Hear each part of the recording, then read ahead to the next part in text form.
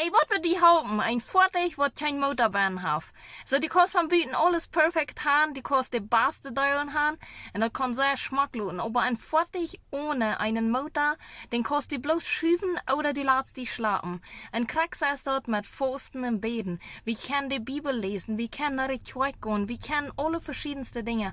Wir können auch die beste Pastores haben, die Predigerlied haben, was immer.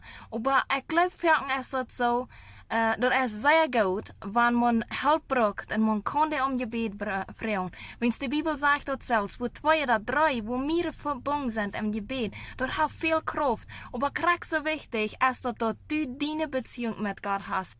Fang an, mal eine Entscheidung zu nehmen, zu sein, Gott, ich will fasten oder beten. Und einfach zu sein, was ist da mehr? Dann kriegst du einen Motor Andy, wo die wat anspannen, wo die mehr Schwungkurs haben, wo die Kurs fairer kommen. Wenn die Hilfe fehlt, okay, dann freu den Pastor, freu deine Lehrer oder was immer um Gebet. Und die können die mithelfen, mitschieben, aber die brauchst die nicht schlafen lassen. So, wo scheint es dort, Gottes Selbstbeleben, Gottes eine Beziehung zu haben.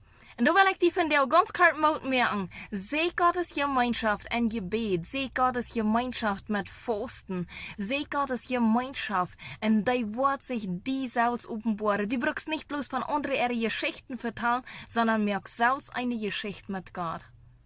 Mag Gott die wirklich segnen.